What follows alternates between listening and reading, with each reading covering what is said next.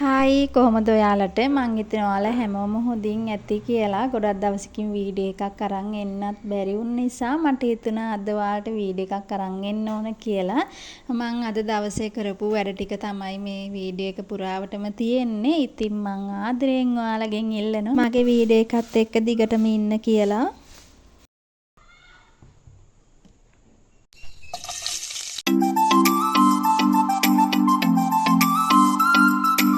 අද මට වැඩ ගොඩක් තියෙන දවසක්. ඉතින් අද හස්බන්ඩ්ගේ අක්කා කේල්ස් එකට යනවා. එනවද කියලා ඇහුවා. මටත් පොඩි බඩු වගයක් ගන්න තියෙන නිසා මාත් කිව්වා මාත් එන්නම් මටත් පොඩි බඩු වගයක් ගන්න තියෙනවා කියලා.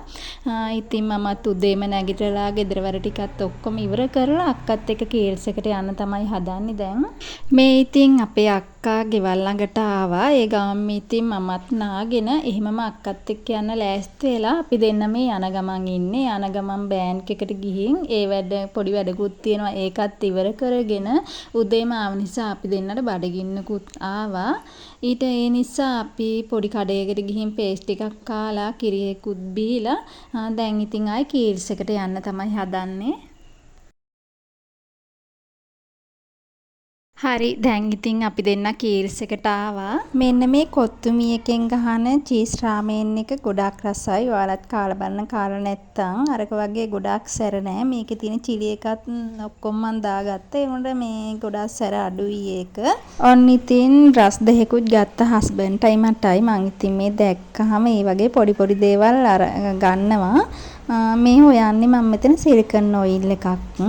සිලිකන් ඔයිල් එක මම කලින් යූස් කරලා තියෙන ඩීම් රෝන් එක. ඉතින් මෙන්න මේ පැක් එකේ තියෙන එක. ඒක මගේ කොණ්ඩේ ඩ්‍රයි වෙනවා වැඩි. ඊට පස්සේ ඉතින් මම ඒක අයින් කරලා බෙනෝන්ස් එකක් මේකට මාරු වුණා. මේ තියෙන බෙනෝන්ස් එකත් 700 ගාණක්ද කොහෙද වුණා.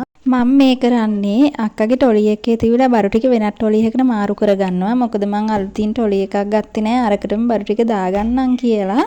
ඉතින් අක්කා බඩු ගත්තේ වැඩි වුණා. ඒ නිසා මං ටොලි එකක් අලුතින් ගෙනලා මගේ බඩු ගත්ත ටික මම වෙන එකකට දාගත්තා. දොඩම් ටිකකුත් මම ගත්තා එහෙමම. දැන් ගොඩක් දවස් ඉඳලා හස්බන්ඩ් මට කී ඉන්නවා එයාට මාළු මිරිස් පුරවලා කන්න ආසයි කියලා. ඉතින් එයා එහෙම කිව්ව නිසා මට මේ මාළු මිරිස් ටික දැක්කහම මතක් වුණා. මාළු මිරිස් ටිකකුත් මං ඉතින් එහෙමම දාගත්තා එයාට හදලා දෙන්නම් කියලා.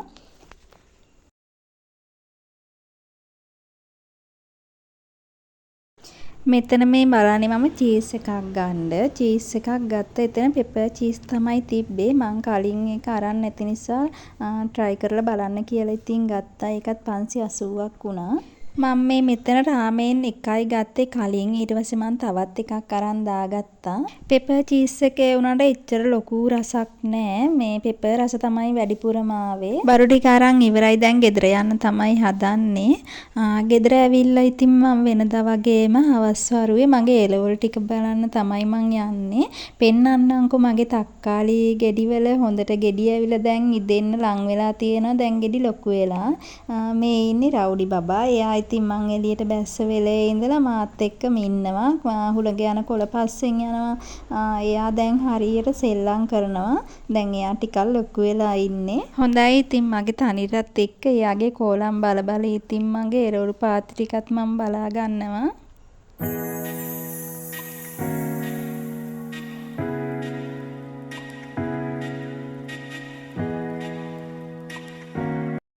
මේ තියෙන්නේ තම්පලා ගහක්. ඒක නම් හොඳට සාරවත් විදිහට හැදිලා තියෙනවා. මේවා මැල්ලුම් කලවම් මැල්ලුම් වලට දාලා කන්නත් පුළුවන්. සමහර අය අර උයලත් කනෝල් මන් නම් එහෙම කාලා නැහැ. මේ තියෙන්නේ තක්කාලි මං ඔයාලට කලින් වීඩියෝ එකේ පෙන්නුවා මෙහෙම තක්කාලි චූටි චූටි ගෙඩි. ඇත්තට ඉතින් මට මාරම සතුටුයි. දැන් ඒවා ගෙඩි ලොකු වෙලා ඉදෙන්න ලං වෙලා තියෙනවා. මට ලබන සතිය විතර වෙද්දි සමහර විට මේ ගෙඩි කඩා ගන්න පුළුවන් වෙයි. ඇත්තටම ඉතින් තමන් අතින්ම මෙහෙම එළවලු හිටවලා මේ වගේ පළදාව ලැබෙද්දි ගොඩාක් සතුටුයි. මල් පැලයක් හිටෙව්වත් ඕන කෙනෙක් ඒකේ මලක් එද්දින් ඇත්තටම බලන් ඉන්නවා. ඒ තරම් සතුටුයි එයාට ඒ මල් පැලේ මලක් ආවත්. ඒ වගේ තමයි එළවලු හිටෙව්වහම එළවලු ආවත්. මේ තියෙන තව අම්මිරිස් ගහක් මගේ. ඒකේ නම් මල් ගොඩාක් හැදුනා. මේ වගේ අර පිටුමකුණු జాතියක් ඇවිල්ලා මල් ඔක්කොම හැලිලා ගියා. පස්සේ මම අර YouTube එකෙන් බලලා සබන් සන්ලයිට් කුඩු වලින් වතුරක් හදලා ඒකට ගැහුවා. දැන් නම් එයාලා ටිකක් අඩු වෙලා වගේ. නැත්නම් ඉතින් අපරාධෙනේ මම මහන්සි වෙලා පොහොර දාලා වතුර දාලා හදාගත්ත දේවල් නිකන් නිකුරුනේ නාස්තිලා යද්දි හරි දුකයි. ඔන්න දැන් හවස් වේගෙනත් ආවා. අද හවස නම් වහින්න වගේ. ඉතින් මට හිතුණා අපේ ගෙදර මේ මල් ගහක් තියෙනවා. ඒකේ මේ විදිහට මල උඩටම ඇවිල්ලා ඒකේ මේ මල් ගහේ නම නම් මොකක්ද දන්නේ නැහැ. මල උඩටම ඇවිල්ලා ඒක පර වෙලා ගිහින් වගේ. ඉතින් ඒකේ පර වෙලා තියෙන මල් ටික තියෙදි තවත් අලුතින් මල් පිපුණත් හරිම කැතට පේනවා. ඒ නිසා මම මේ කරන්නේ මේ මල් ටික පරවුණු මල් පොහොටු ටික ඔක්කොම කඩලා අයින් කරගන්නවා. මේ තියෙන්නේ එක මල් ගහක් නෙමේ මල් ගස් 5ක් විතර තියෙනවා. එක ළඟම තමයි ඔක්කොම ටික තියෙන්නේ. ඉතින් ඒ නිසා මේ විදිහට පේද්දි හරිම කැතයි. අර ඒ නිසා මම මේ ටික ඔක්කොම කපා ගත්තා. මේ තියෙන්නේ කැපුවට පස්සේ මේ මල හරිම ලස්සන මලක්. මේකේ නම නම් දන්නේ නැහැ. හස්බන්ඩ්ගේ ආච්චි අමලා ගෙදරින් ගෙනලා තමයි මේ ගහ හිටව ගත්තේ. මේකේ ඇටක දාලා තමයි මම පැල අරගත්තේ. මේ මල පිපුණාම හරිම ලස්සනයි. ඒ නිසා ඉතින් මම ඒක පරිස්සම් කරගන්න ඕන නිසා මේකේ පර වෙලා තියෙන අතු ටික එහෙම කපලා දැම්මා මේ විදිහට. දැන් ඉතින් මම මේ හදන්නේ මං කීල්සෙන් ගෙනපු මාළු මිරිස් ටික පිරුම් දාලා හදාගන්න. මං අද අල වලින් තමයි හදාගන්නේ. අල ගෙඩි ටිකත් මේ විදිහට කපලා මං තැම්බෙන්න තිබ්බා. දැන් ඉතින් මේ ලුණු ගෙඩිය කපා ගන්න ගමන් තමයි ඉන්නේ. මොකද හස්බන්ඩ් කිව්වේ උඹල කඩයි අලයි දාලා හදලා දෙන්න කියලා. ඉතින් එයා ආස විදිහට හදලා දෙන්න ඕන නිසා මං අද උඹල කඩයි අලයි දාලා තමයි මේ ෆිල්ම් එක හදාගන්නේ. මං කලින් හදලා නෑ. මේ ෆස්ට් ටයිම් තමයි හදන්නේ. ඉතින් මම දන්න විදිහට රසට එයාට හදලා දෙනවා. ඇත්තටම මේ ගොඩාක් රසට තිබ්බා. මම දැන් මේ කරන්නේ තඹගත්ත අල ටිකවල පොතු ගලව ගන්න එක.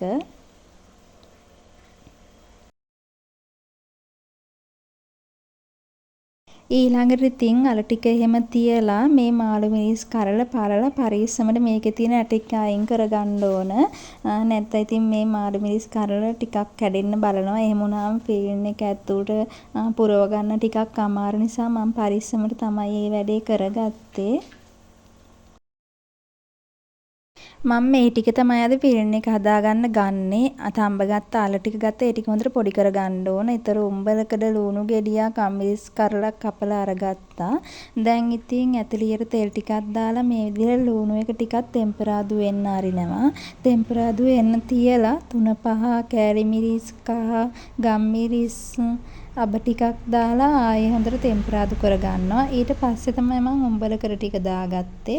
ඇතිතරම් ලුණුත් දාගන්නවා. උඹලකට ටිකක් මම වැඩිපුර දාගත්තා. මොකද උඹලකට වැඩිපුර ආවම මාළු මිරිස් එක ගොඩාක් රස වෙනවා. ෆිල්ම් එක ගොඩාක් රසට හදාගත්තම තමයි මාළු මිරිස් පිරවුමත් රසට එන්නේ. ඊට පස්සේ අන්තිමට මම අල ටිකයි අම්මිරිස් කරලයි දාගත්තා. අල ටික මෙතනදී හොඳට චොප් කරගන්න ඕන. ඒතකොට තමයි හොඳට පිටි වගේ රසට එන්නේ. මෙහෙම විනාඩි 2-3ක් හොඳට කලවම් කරලා හොඳට ටෙම්පරාදු වෙන්න ඇරලා මම අර තිබ්බ ප්ලේට් එකටම ආයෙ දාගත්තා මේ ෆිල්ම් එක. දැන් ඔන්න ෆිල්ම් එක හරි. මම දැන් මේ මාළු මිරිස් වලට පුරවන්න තමයි යන්නේ. මේ ෆිල්ම් එක ඇතුළට පුරවන එක නම් ටිකක් පරිස්සමට කරන්න ඕන වැඩක්. පොඩි හැන්දක් තිබ්බනම් හොඳයි ගොඩක්ම. ඉතින් මම මේ ලොකු හැන්දෙන් බැරි නිසා පස්සේ පොඩි හැන්දකින් තමයි පුරව ගත්තේ. මොකද එමීට පරිස්සමට පුරවන්න ඕන. මේක කෑලි වලට කැඩුනොත් තැම්බෙද්දී මේක කෑලි වෙන්න බලනවා. ඒ නිසා මම මෙහෙම පුරව ගත්තා. මම මෙතන මාළු මිරිස් කරල් 5ක් අරන් තියෙනවා. ඉතින් මම හදාගත්ත ෆිල්ම් එක ටිකක් වැඩි වුණා. ඉතින් ඒ ටික තියලා තිබ්බ මම ටෙම්පරාදුර දාන්න කියලා. මම මේ අර ෆිල්ම් එක හදාගත්ත භාජනෙම තමයි ආයිම ගත්තේ. ඒකට තෙල් ටිකක් දාලා මේ විදිහට ලුණු ගෙඩියක් දාලා ටෙම්පරාදු කරගත්තා. ඊට පස්සේ මම අර ඉතිරි වෙලා තිබ්බ ෆිල්ම් එකේ ටිකත් මෙහෙම කරපිංචා ටිකත් එක්ක මෙහෙම දාගත්තා. ලුණු ටිකකුත් දාගත්තා. ඊට පස්සේ ඒකත් හොඳට ටිකක් ටෙම්පරාදු වුණාට පස්සේ තමයි මම මාළු මිරිස් කරල් ටික තියාගත්තේ. මං අබ ටිකකුත් දාගත්ත ලුණු එක ටෙම්පරාදු වෙගෙන එද්දි මට ඒක කියන්න බැන්නා. අබ දැම්මම හොඳ රසක් එනවා මේකට.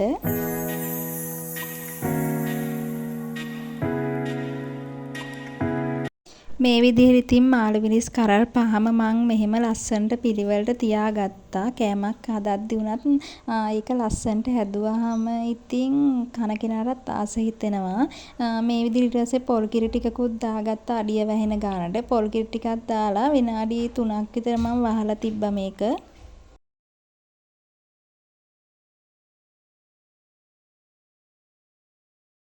ඊට පස්සේ මම මේ දැන් හදන්නේ මේ මාළු මිරිස් කරල හරි පරිස්සමට හිමීට අනිත් පැත්ත දාගන්න.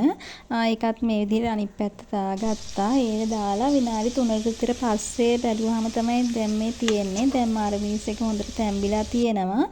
මම දැන් ඉතින් මේ වෙනත් භාජනයකට අයින් කරගන්න තමයි යන්නේ. ඇත්තට මේ ගොඩාක් රසට තිබ්බා. ඔයාලත් හදලා බලන්න. හස්බන්ඩ්ත් ගොඩාක් රසයි කියලා කිව්වා.